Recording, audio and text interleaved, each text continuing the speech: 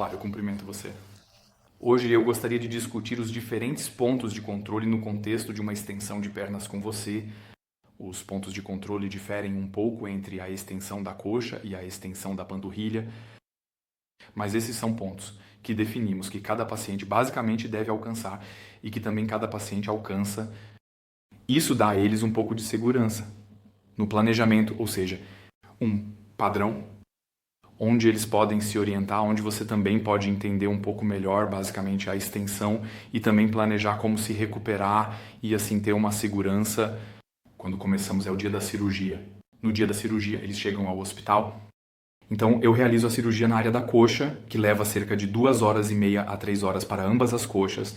Na área da panturrilha, isso sempre leva um pouco mais de tempo. Então, estamos falando de 5 horas para ambas as panturrilhas. Cirurgicamente, são claramente mais complexos. Após a cirurgia, eles vão para a sala de recuperação. Na sala de recuperação, eles ficam cerca de 2 horas. Depois vão para o quarto privado da clínica, onde serão atendidos por nós nos próximos 5 dias. Às vezes é assim que eu faço com os pacientes da coxa. Eu os faço levantar no mesmo dia da cirurgia. Então, podemos mobilizá-los. A mobilização geralmente ocorre primeiro com muletas de apoio, porque assim você ganha segurança.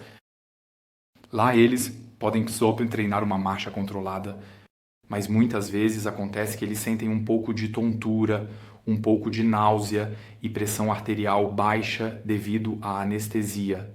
E isso pode durar ao longo do dia, de modo que eles não são mobilizados no mesmo dia da cirurgia, mas no máximo no dia 1 após a cirurgia. Esse é o nosso mínimo que você precisa alcançar, ou seja, dia 1 após a cirurgia. Você precisa estar de pé, precisa estar mobilizado, seja em cadeira de rodas ou algo semelhante. Então, do dia 1 ao dia 5 é a fase no hospital onde eles são constantemente retirados da cama e a mobilização é feita por toda a equipe. Ou seja, você aprende, primeiro, a andar com as muletas de apoio em um passo de recuperação e depois a andar em um passo alternado com as muletas de apoio, e vão aumentando cada vez mais seu raio de movimento. Durante a primeira mobilização, dia 5, nós vemos aqui na linha do tempo, o dia 5 é geralmente o dia em que você faz a transição para a reabilitação. Na área de reabilitação, eles têm primeiro um dia de regeneração e em seguida começamos a extensão com você. Ou seja, na área da coxa, vamos mostrar a você como realizar o mecanismo de extensão de forma independente, ou seja, como fazer o clique e ao mesmo tempo, começamos a ensiná-los a fazer seus exercícios de alongamento. Isso acontece de forma um pouco sobreposta, especialmente nos próximos dias, porque no início não é absolutamente necessário que você se concentre tanto nos exercícios de alongamento. Ainda não há tensão ali.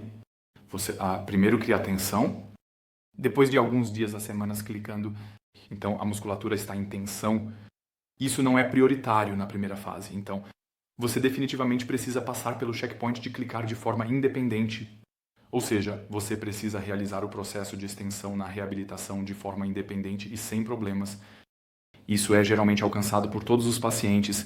Isso não é um grande problema.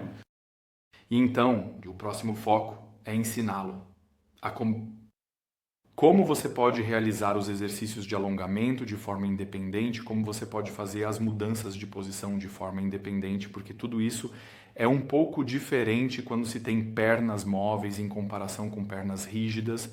Você ainda precisa usar um pouco de ajuda, ou seja, ensinar adaptações, treinar mecanismos de compensação. Tudo isso será mostrado a você na fase de reabilitação. Isso geralmente vai até o dia 14, após o dia 14. Você definitivamente deve ter passado pelo checkpoint. Clique independente. Você definitivamente deve estar móvel, com muletas de antebraço em um caminho muito bom. Você deve realizar seus exercícios de alongamento de forma independente e muito bem. As feridas estão cicatrizadas e limpas. Esses são todos os checkpoints que você precisa ter alcançado. Então, vem o próximo checkpoint que você mesmo perceberá melhor.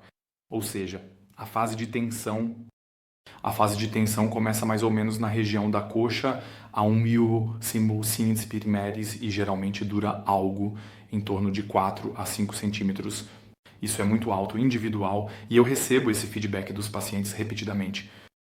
A partir de um certo trecho de extensão, fica muito mais fácil se alongar, a mobilização se torna muito mais simples.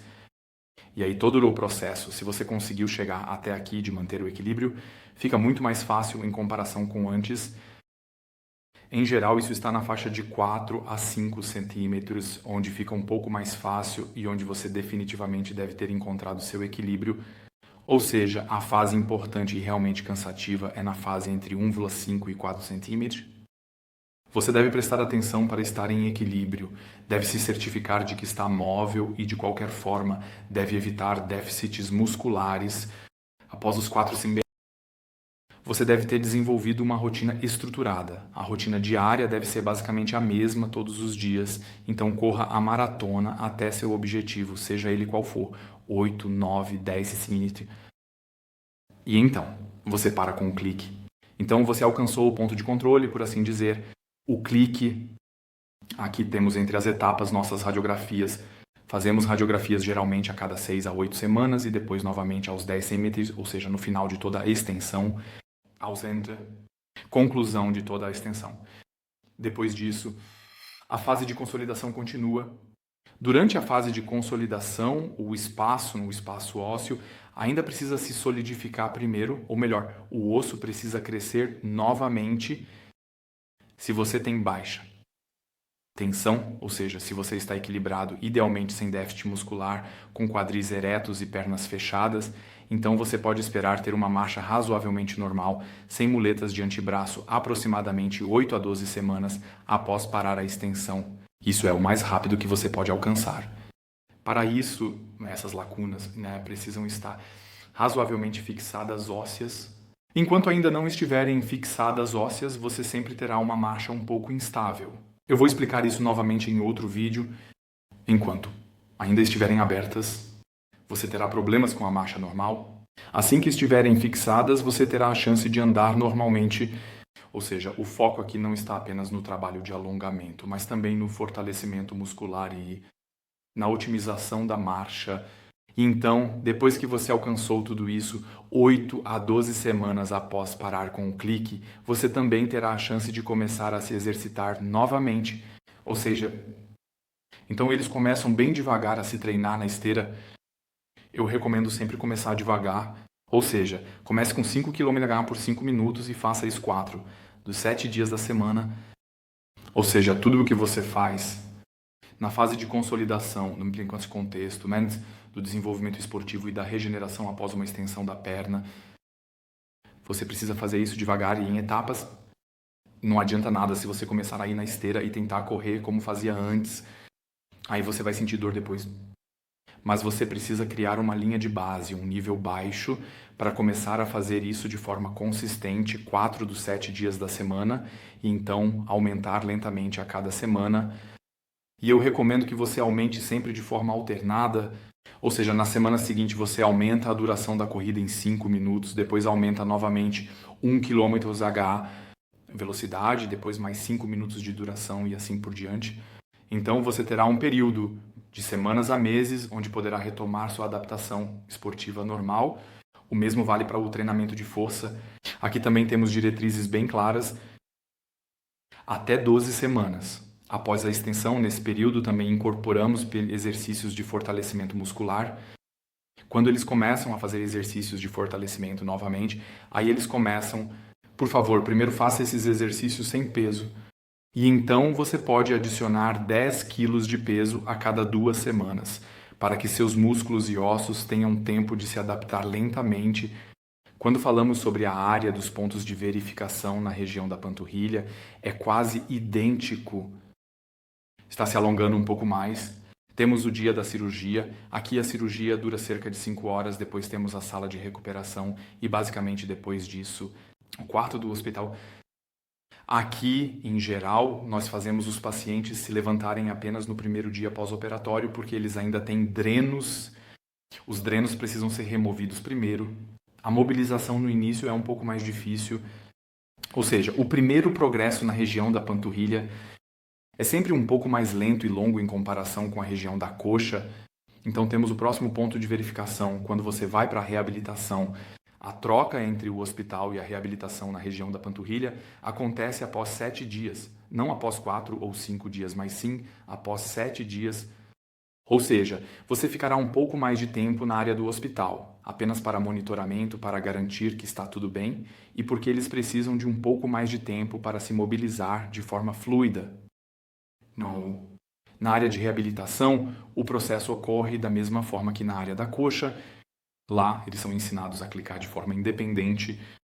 Depois que eles aprenderem a clicar de forma independente, mostramos os exercícios que devem realizar para os alongamentos, treinamos com eles a mobilização e assim por diante, para que eles aprendam a ter uma boa postura ao andar e com as muletas de apoio possam realmente se mover e percorrer boas distâncias. Na área da panturrilha, os pacientes realmente enfrentam dificuldades nas primeiras 4 a 6 semanas com inchaços, com imobilização, e para conseguir ficar de pé com a muleta de apoio. Isso é completamente normal. Após 6 semanas, o progresso é claramente mais rápido do que na área da coxa, por um lado. Em segundo lugar, a fase de tensão ainda não é tão precoce quanto na área da coxa.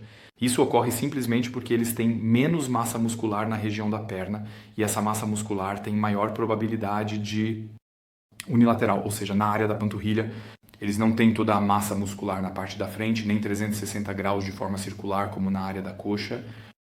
Ou seja, após 6 a 8 semanas, as extensões da panturrilha geralmente se igualam às extensões da coxa e então ficam mobilizadas.